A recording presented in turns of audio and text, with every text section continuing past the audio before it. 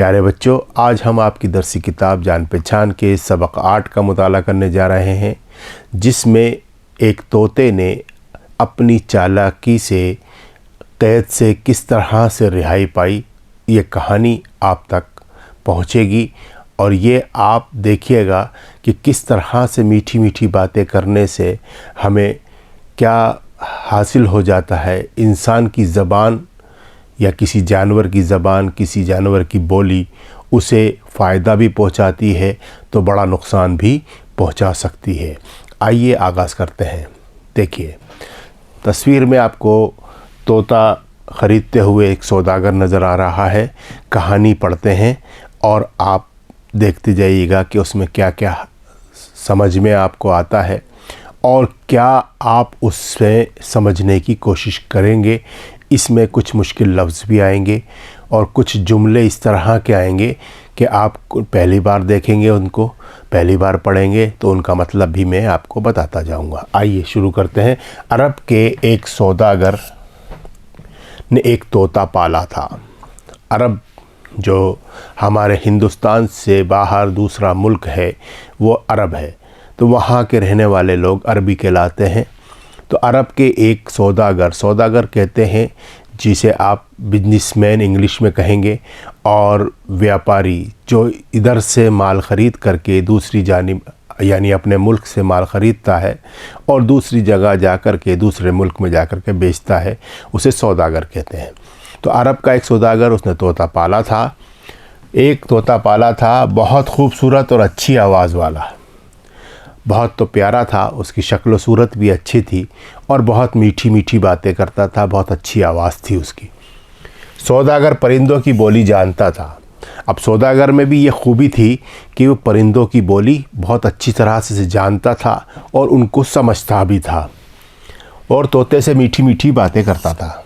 तो सौदागर ये है, देखिएगा आप तस्वीर में नज़र आ रहा है आपको। और ये तोता आप जानते हैं जिसे अंग्रेज़ी में पैरट कहते हैं।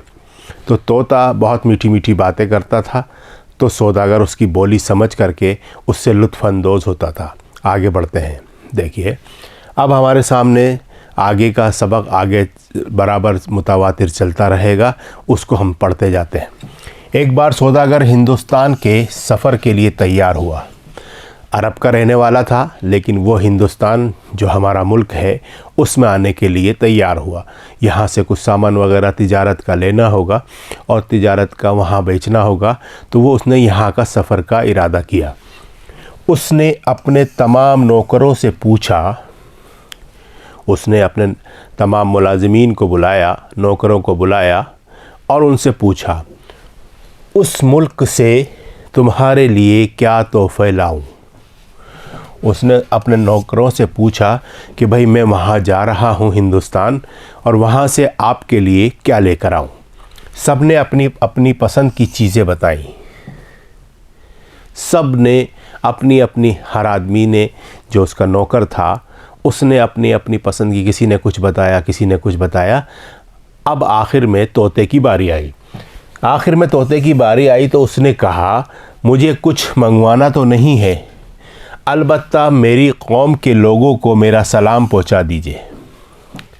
उसने क्या कहा कि भाई मुझे तो कुछ नहीं मंगवाना, तोते ने जवाब दिया, लेकिन अगर मेरी कौम के लोग यानी तोते मिलें तो उनसे मेरा सलाम कह दीजिएगा और मेरा हाल बता दीजिए, और मेरा हाल जो मैं जिस तरह से यहाँ रहता हूँ वो भी बता दीजिए।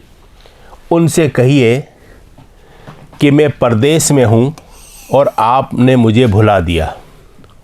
उस तोते ने ये कहा कि मुझे आप लोगों ने भुला दिया है और मैं परदेश में रहता हूँ।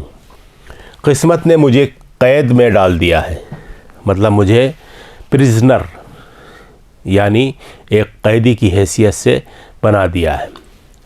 आप आज़ाद हैं और बागों में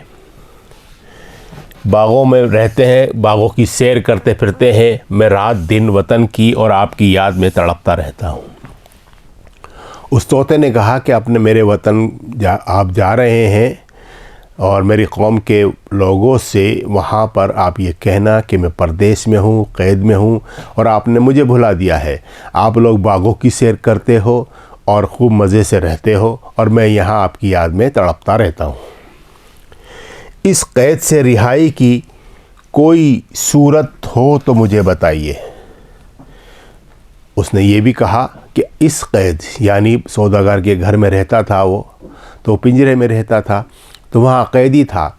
तो उसने ये कहा कि मुझे कोई रिहाई यानी छुटकारा यानी निजात, कोई छुटकारे की तदबीर हो, कोई सूरत हो, कोई तरकीब हो तो वो बताइएगा, वरना मैं यूं ही घुट घुट कर मर जाऊंगा। तोते ने ये जवाब उस सौदागर को दिया कि मेरे तोते जो हैं वहाँ पर कौम है मेरी, उनसे ये कह देना। आगे बढ़े, चलिए देखिए, सौदागर ने तोते की बात भी लिख ली।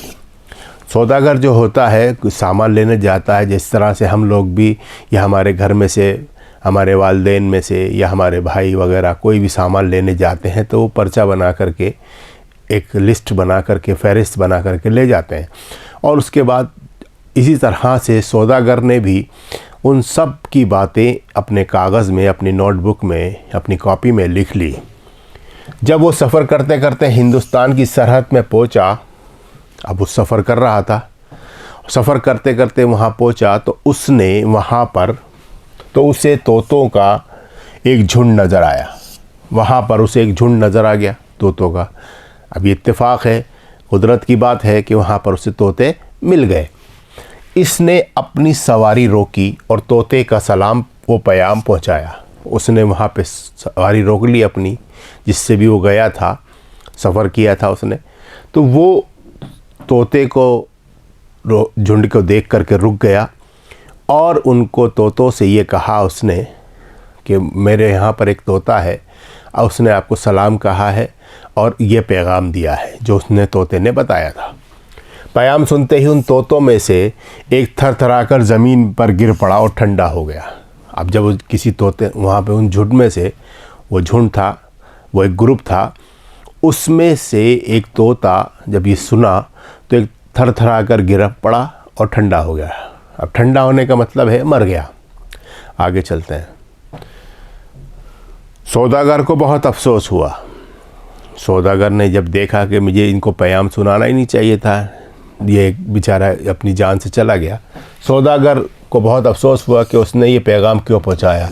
शायद ये तोता उस तोते का अज़ीज़ था। मतलब अज़ीज़ कहते हैं या तो दोस्त को कहेंगे या कोई बहुत ज़्यादा प्यारा या कोई रिश्तेदार। तो इसीलिए सदमे से गिरकर मर गया। उसने सोचा, उसने ये ख्याल किया कि मैंने ये पैगाम इनको बताया और इसको इतना सदमा हुआ, इस तोते को जो गिर कर के ठंडा हो गया था, ये मर गया, इसीलिए सदमे से गिरकर मर गया। अब वो क्या कर सकता था, बात जो होनी थी वो हो गई। उसने सवारी आगे बढ़ा ली। देखिए, उसने देखा कि भाई अब ये तो जो होना है हो गया, कुदरत के इख्तियार में है किसी की मौत और ज़िंदगी। तो वो उसने किया कि चलो हो गया, अब अपन सवारी आगे बढ़ा करके और आगे बढ़ गया वो। फिर क्या हुआ देखिए, कुछ दिनों के बाद सौदागर वतन लौटा। पैसा अपना सफ़र पूरा किया, अपना तिजारत का सामान वगैरह जो भी था बेचा और ख़रीदा और लोगों की पसंद की चीज़ें ली और फिर वापस वो अपने वतन की तरफ, जो उसका वतन अज़ीज़ था यानी अरब, उसमें वापस लौटा। उसके बाद तोते ने अपने तोहफ़े के बारे में पूछा। उसने जाने के बाद सबको तोहफ़े दे दिए, तो तोते ने भी अपने तोहफ़े के बारे में पूछा कि मेरे लिए जो मैंने आपको बताया था वो लेके आए या नहीं लाए। तो सौदागर ने कहा, इस सिलसिले में मुझे बहुत रंज है। उसने कहा कि मुझे तुम्हारे तोहफ़े की वजह से रंज उठाना पड़ा, गम उठाना पड़ा, मुसीबत उठानी पड़ी और तुम्हारी बात कहकर मैं बहुत पछताया। उसने कहा कि मैं तुम्हारी बात को उन तोतों से कह करके बहुत पछताया। आखिर ऐसी कौन सी बात थी जिससे आपको सदमा उठाना पड़ा? तोते ने पूछा, ऐसी कौन सी बात मैंने कही थी? मैंने तो यही कहा था कि मैं क़ैद में हूँ, तुम्हारी याद में तड़पता हूँ और मुझे रिहाई की सूरत बताएं। तो इसमें कोई ऐसी बात थी नहीं कि आपको सदमा उठाना पड़ता। आखिर ऐसी कौन सी बात हुई? चलिए देखते हैं आगे क्या बात हुई थी। सौदागर बोला, पेड़ पर तोतों का एक झुंड बैठा हुआ था। जैसे ही मैंने तुम्हारा सलाम व प्याम पहुंचाया, उनमें से बेचारे एक तोते का बुरा हाल हो गया।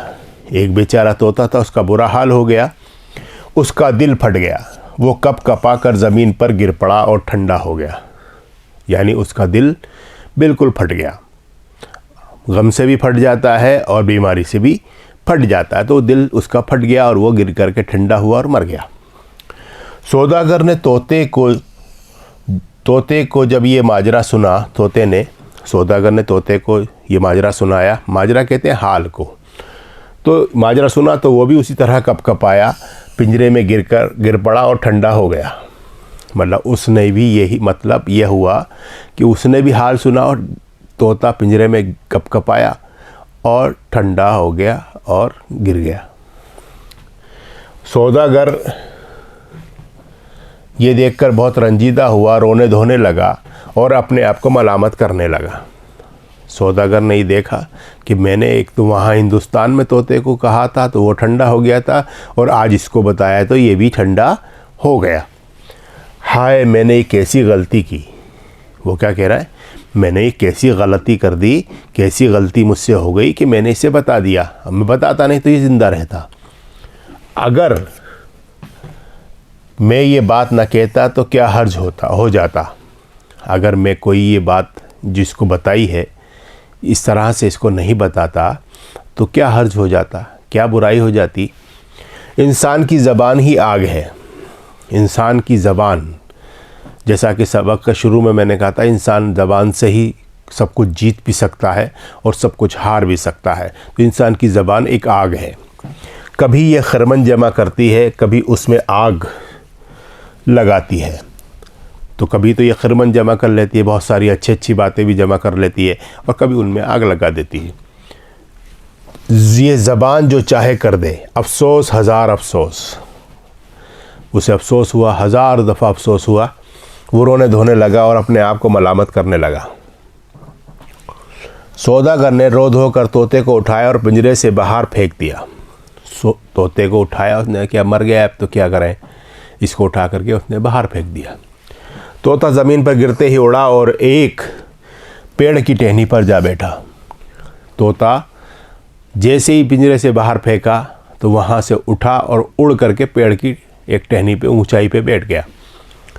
सौदागर ने हैरान होकर पूछा, ये क्या माजरा है। सौदागर ने पूछा, ये क्या माजरा है, ये तुमने क्या किया। तो वो क्या जवाब देता है तोता, देखिए। तोते ने कहा, मेरी कौम वाले तोते ने मुझे ये सबक दिया था कि तू अपनी मीठे मीठे बोल और प्यारी प्यारी बातें छोड़ दे, अपनी मर्ज़ी की ज़िंदगी के चटखारे और मज़े भुला दे और अपने को मुर्दे की तरह बेख्वाहिश बना दे, तो फिर आज़ाद हो जाएगा। देखिए कितनी अच्छी बात कह दी कि तू अपनी मीठी मीठी बातें करना भूल जा, ज़िंदगी की कड़वाहट का मज़ा लेना शुरू कर और अपने आप को एक मुर्दे की तरह बेख्वाहिश, जैसे मुर्दा हो जाता है आदमी, मर जाता है, उसमें कोई ख्वाहिश बाकी नहीं रहती, तो इस तरह से बेख्वाहिश हो जा तो फिर आज़ाद हो जाएगा। ये तोते के ज़रिए इंसान को भी एक नसीहत, एक पैगाम दिया गया है कि आदमी दुनिया में आता है और यहाँ की आसाइश यानी आराम राहत के बारे में भाग दौड़, बहुत ज़्यादा मेहनत करता है और फिर आखिर में सब कुछ छोड़ छाड़ के चला जाता है। तो जब अगर हम ख्वाहिशें कम कर देंगे तो हमारी ज़िंदगी आसान हो जाएगी। तो ये भी एक सबक इससे मिलता है। तोते ने ये कहा और उड़कर अपने वतन वापस, हिंदुस्तान वापस रवाना हो गया। तो इस तरह से उसने अपने आप को आज़ाद किया। तो ये तोते ने चालाकी की या समझदारी की, ये इसको समझना हमें ज़रूरी है। तोते ने चालाकी से काम लिया, लेकिन चालाकी इसे उसने अपनी रिहाई के लिए की, और इंसान जो है चालाकी एक दूसरे को धोखा देने के लिए करता है। तो चालाकी ये तो गलत बात है, लेकिन समझदारी यह है कि हम अपने आप को जो है दुनिया के आराम के चक्कर में अपने आप को मुसीबत में, परेशानी में ना डालें। जो हमारे पास है उसमें हम मुतमईन रहें और अपने आप को अच्छी तरह से भलाई के कामों में ज़िंदगी को गुजारते जाएं। इस सबक से हम तक पहुंच रहा है, ये दर्स हमें मिल रहा है और ये हिदायत, ये नसीहत हमें इस सबक से मिल रही है। चलिए अब हम आगे बढ़ते हैं। देखिए, हमारे सामने हमने सबक मुकम्मल किया तो हमारे सामने मश्क़ी सवालात आ गए। ये आपका 8वां सबक हमने पढ़ा है। तो आइए इसके अंदर जो मुश्किल लफ्ज़ हैं उनको हम पढ़ते हैं, उनके मानी क्या हैं उनके बारे में जानते हैं। पहला सवाल हमारे सामने है, पढ़िए और समझिए। परदेस पहला लफ्ज़ है जिसमें लिखा हुआ है वतन से दूर। रिहाई यानी छुटकारा, झुंड माने गिरोह, और घुट घुट कर मर जाना, मुसीबत से ज़िंदगी गुजारना, तकलीफ़ से ज़िंदगी गुजारना। ये एक मुहावरा है, घुट घुट करके मर जाना। सरहद किसी मुल्क या इलाक़े का आखिरी सिरा, जिसे आप सीमा कहते हैं, सीमा रेखा जिसे बना दिया जाता है वो। पयाम, पयाम माने पैगाम, या जिसे आप हिंदी में कहें संदेश और अंग्रेज़ी में मैसेज कहें। ठंडा होना, ये भी एक मुहावरा है, मैं ठंडा हो गया, यानी मर जाना। आगे बढ़ते हैं। देखिए, अभी कुछ और मीनिंग हमारे सामने आए हैं। अज़ीज़ प्यारा या रिश्तेदार, सदमा बहुत ज़्यादा तकलीफ़, रंज गम या दुख, मुसीबत भी कह सकते हैं। माजरा यानी क़िस्सा यानी हाल, और रंजीदा का मतलब होता है उदास। मलामत करना, बुरा भला कहना, और हर्ज यानी नुकसान, और खिरमन अनाज का वो ढेर जिससे भूसा अलग न किया गया हो। खिरमन वो कहलाता है जिसे अनाज का एक ढेर जिसमें से भूसा, जिसमें से उसकी जो सफाई की जाती है उसके बाद वो अनाज साफ़ सुथरा होता है, तो उसमें भूसा जो होता है वो अलग न किया गया, उसको खिरमन कहते हैं। आगे बढ़ते हैं। देखिए, अब हमारा दूसरा सवाल हमारे स्क्रीन पर उभर के आया है, वो क्या हिदायत दे रहा है हम उसके बारे में जानते हैं। पहला है, तोते ने सौदागर के ज़रिए अपनी कौम को क्या पैगाम पहुँचाया। तोते ने सौदागर के ज़रिए अपनी कौम के तोतों को क्या पैगाम पहुँचाया। जवाब मैंने लिखा है, उसने ये कहा था कि तोते ने सौदागर के ज़रिए अपनी कौम को ये पैगाम पहुँचाया कि तुम आज़ाद हो, आज़ाद हो, बड़े आसानी से रहते हो, और किस्मत ने मुझे क़ैद में डाल दिया है, किस्मत ने मुझे क़ैद में डाल दिया है। मैं परदेश में हूँ, आपने मुझे भुला दिया है। मैं रात दिन वतन की और आपकी याद में तड़पता हूँ। आपकी याद में और वतन की याद में मैं बहुत ज़्यादा तड़पता हूँ, दिन रात तड़पता रहता हूँ। इस क़ैद से रिहाई की कोई सूरत कहते हैं, एक तो हमारी चेहरा होता है और एक सूरत होती है जिसे कहते हैं तदबीर या तरकीब या कोई तरीक़ा। मुझे बताओ वरना मैं इस गम में मर जाऊंगा। तो ये तोते ने अपने मालिक जो सौदागर था उसके ज़रिए अपनी कौम के दूसरे तोतों को पैगाम पहुंचाया था। आपकी समझ में आ गया होगा। आगे बढ़ता हूँ, दूसरा सवाल देखते हैं। दूसरा सवाल है, सौदागर की ज़बानी अपने साथी तोते का पैगाम सुनकर तोते पर क्या असर हुआ। अपने तोते साथी का पैगाम जब सौदागर ने सुनाया तो वहाँ पर क्या असर हुआ। देखिए, जवाब लिखा हुआ है, सौदागर की ज़बानी अपने साथी तोते का पैगाम सुनकर वो भी कपकपाया। ये कपकपाया है, पिंजरे में गिर पड़ा और ठंडा हो गया। तोते ने जब उसका पैगाम सुना अपने साथी का तो वो भी कपकपाया और ठंडा होकर के गिर गया। आगे बढ़ें, चलिए। अब आया है तीसरा सवाल, सौदागर क्यों रंजीदा हुआ। सौदागर इसलिए रंजीदा हुआ था कि उसने पैगाम सुनाया और वहाँ पर एक तोता गिर करके मर गया था। आइए देख लेते हैं जवाब हमने क्या तहरीर किया है। सौदागर की बात सुनकर जब तोता पिंजरे में ठंडा हो गया तो सौदागर को ये देखकर बहुत रंजीदा हुआ। एक तो वहाँ हिंदुस्तान में रंजीदा हुआ क्यों उसका साथी एक अजीज़ मर गया और ठंडा हो गया, और उसने फिर जब अपने तोते को उसकी बात सुनाई तो इसलिए रंजीदा हुआ कि उसने भी वही हालत हुई कि कपकपाया और गिर कर के ठंडा हो गया। तो रंजीदा हुआ और रोने धोने लगा और अपने आप को मलामत करने लगा। ये जवाब इसका सही हो गया। आइए आगे बढ़ते हैं। हमारे सामने चौथा सवाल है, सौदागर के तोते ने आज़ादी किस तरह हासिल की। सवाल है, सौदागर के तोते ने किस तरह से आज़ादी यानी रिहाई छुटकारा हासिल किया। जवाब देखें। सौदागर ने जब तोते को उसकी कौम के एक तोते की हालत बताई तो वो भी ठंडा हो गया और पिंजरे में गिर पड़ा। पिंजरे में गिर गया था ना, वो भी पिंजरे में गिर पड़ा। सौदागर ने रो धो कर तोते को उठाया और पिंजरे के बाहर फेंक दिया। तोता ज़मीन पर गिरते ही उड़ा और एक पेड़ की टहनी पर जा बैठा और कहने लगा कि मेरी कौम के तोते ने मुझे ये सबक दिया था कि तू अपनी मीठे मीठे बोल और प्यारी प्यारी बातें छोड़ दे तो आज़ाद हो जाएगा। तो उसने क्या कहा कि मेरे तोते ने ये सबक दिया था कि तू प्यारी प्यारी मीठी मीठी जो बातें करता है ना, उसको छोड़ दे तो तू आज़ाद हो जाएगा। इसी तरह से दुनिया की मीठी मीठी और दिखावटी और बनावटी बातों में हमें आ गए तो हम इसी में उलझ के रह जाएंगे और फिर एक दिन हम यहाँ से चले जाएंगे। तो ये संदेश, ये पैगाम भी तोते की ज़बानी जिसने इस सबक लिखा है उसने हम तक पहुँचाने की कोशिश की है। जिसके मुसन्निफ़ जो भी हैं उन्होंने लिखा है तो बहुत अच्छा लिखा। ये कहानी बड़ी अच्छी कहानी है। आगे चलें। हमारे सामने पांचवा सवाल है, ज़बान के मुताल्लिक़ सौदागर ने क्या बात कही। ज़बान के मुताल्लिक़ सौदागर ने ये बात कही थी कि ज़बान एक आग है, ये कभी खिरमन जमा करती है तो कभी उसमें आग भी लगा देती है ना। यही बात कही थी उसने। आगे देख लेते हैं जवाब क्या लिखा हुआ है। ज़बान के बारे में सौदागर ने कहा कि इंसान की ज़बान ही आग है, कभी ये खिरमन जमा करती है, कभी उसमें आग लगाती है, ये ज़बान जो चाहे करे। बहुत अच्छी बात है। ये आपके लिए और सबके लिए, सब इंसानों के लिए एक संदेश, एक पैगाम है कि ज़बान ही इंसान की ज़िंदगी को जन्नत बना देती है और ज़बान ही इंसान की ज़िंदगी को जहन्नम भी बना देती है।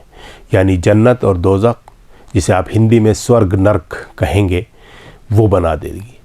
तो ये ज़बान ही है जो अच्छे से अच्छा काम करा देती है और ज़बान ही हमें बुरा भी बना देती है। तो इस बात का ख़याल रखना पड़ेगा हमें कि हम ज़बान से हमेशा अच्छी बात कहें, अच्छी तरीक़े से बात कहें तो बहुत अच्छा होगा। आइए आगे बढ़ते हैं। देखिए, अब हमारे सामने तीसरा सवाल आया है, नीचे दी हुई खाली जगहों को भरिए। नीचे दी हुई खाली जगहों को हमें भरना है। उसमें कौन कौन से लफ्ज़ आएंगे, ये क्योंकि ये सबक की ही लाइनें हैं, उनमें से कुछ एक आध लफ्ज़ उसमें से हटा दिया गया है, उस जगह खाली जगह रख दी है ताकि हमें जहन नशीन हो जाए कि हमारा सबक हमें अच्छी तरह से याद हुआ है या नहीं हुआ है, या हमारी समझ में सही तरीक़े से आया है या नहीं।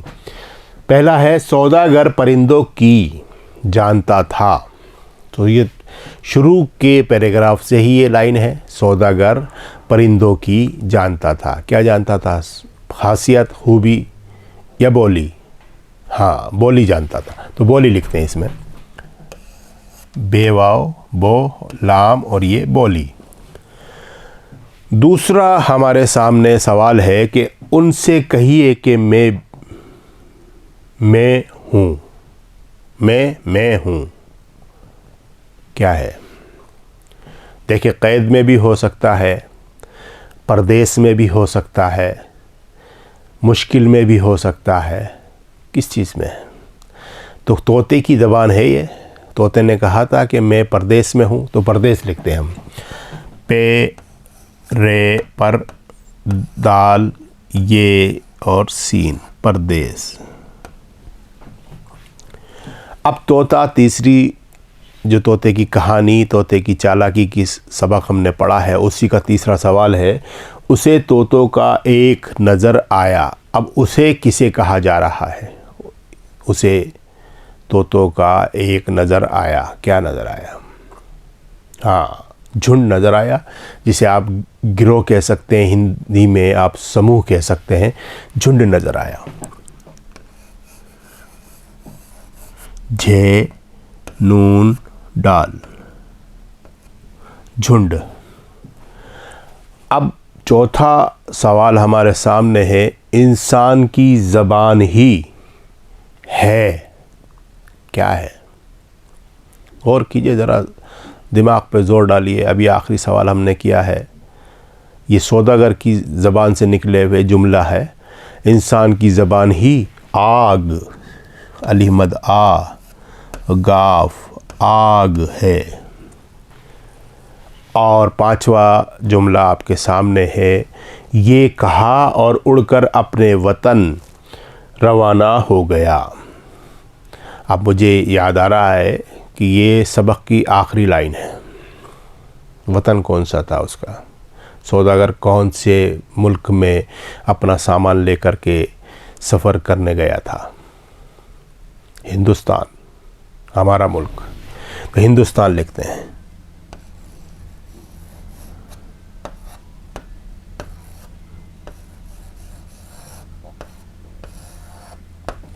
हिंदुस्तान। आइए अब इसके जवाब देखते हैं। बोली, ये सही है। परदेश, झुंड, आग और हिंदुस्तान। तो इस तरह से आपने खाली जगह भरने वाले सवाल हल कर लिए। आप अपनी कॉपी में भी इसको ज़रूर लिखिएगा। आगे बढ़ते हैं। देखिए, अब नीचे दिए हुए लफ्ज़ों के वाहिद लिखिए। चौथा सवाल हमारे सामने आ गया। ये जितने भी लफ्ज़ इस पे दिए हुए हैं, असफ़ार, अक़वाम, अहवाल, अगलात, असबाक, मुमालिक, ये सब जमा हैं। तो इनका हमें वाहिद बनाना है। वाहिद समझ गए ना आप? सिंगुलर। ये तो प्लूरल दिए हुए हैं, यानी ये बहुवचन है, हमें एक वचन बनाना। तो असफ़ार का, असफ़ार है सफ़र की जमा, तो सफ़र हमें लिखना पड़ेगा। सफ़र लिखता हूँ मैं यहाँ नीचे, सीन, फे और रे, सफ़र। अब अक़वाम है, ये कौम की जमा है, तो कौम, कौम। अहवाल यानी हाल, हाल। अगलात, अगलात का मतलब होता है ये गलती की जमा है, तो गलती, या गलत कर दो आप, गलती भी लिख सकते हैं और गलत भी लिख सकते हैं। वैसे गलती का ही होगा ये। अब हम आगे देखते हैं। असबाक, असबाक, सबक। और ये मुमालिक है, मुल्क की जमा, तो मुल्क लिख देते हैं।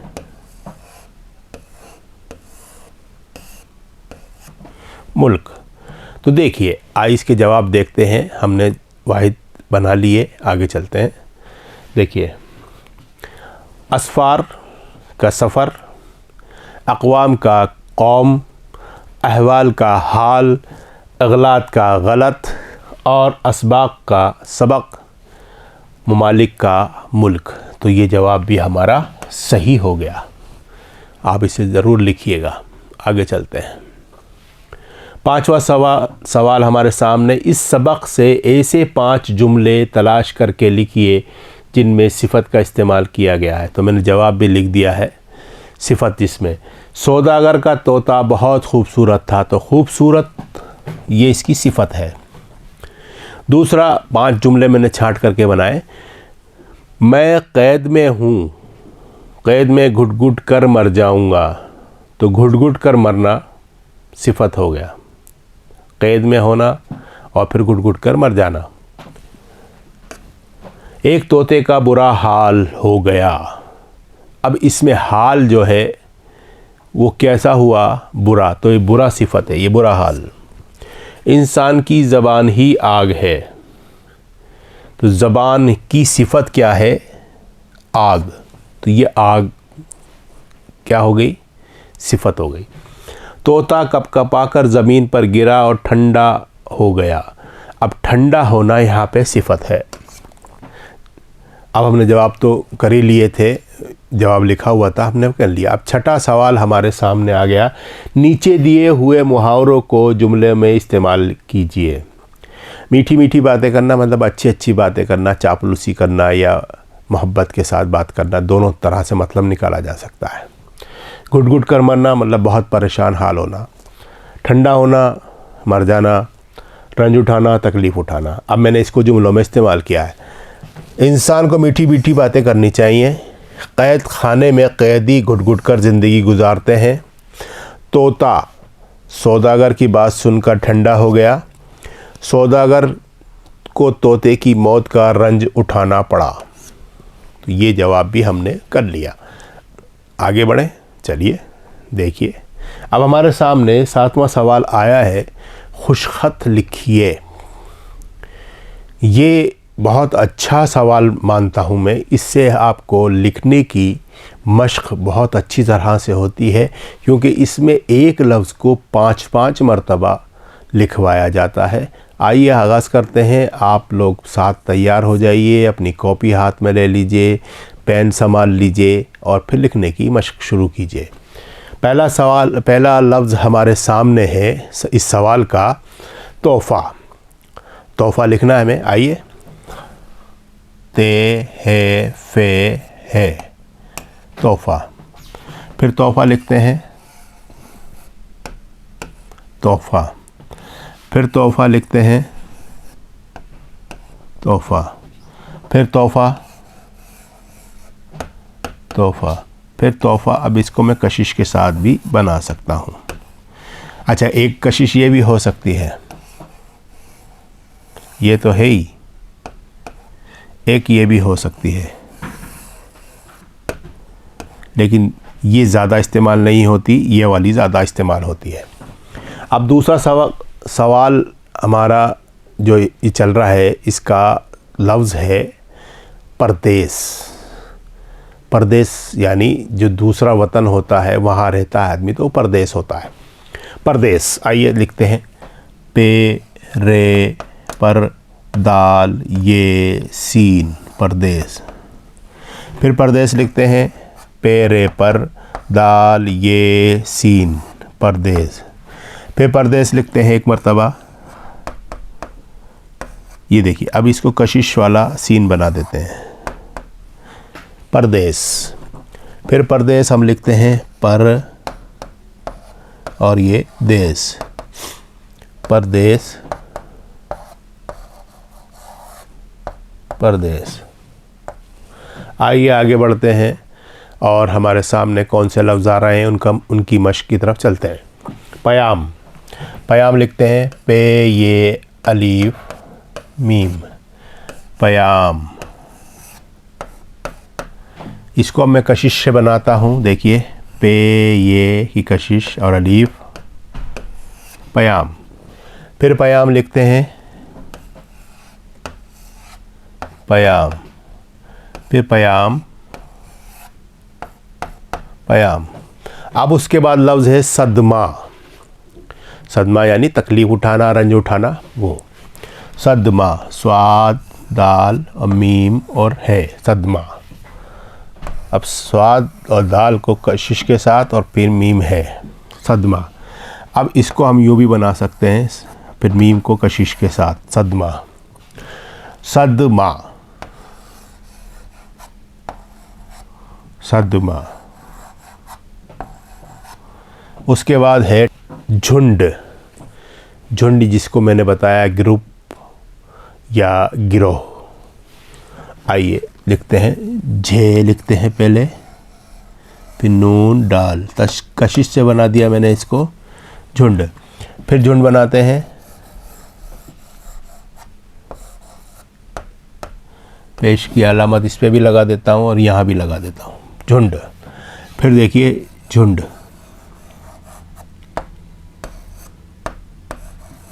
झुंड। फिर झुंड, फिर झुंड लिखते हैं और ये झुंड। तो इस तरह से हमने ये लफ्ज़ों की मश्क की।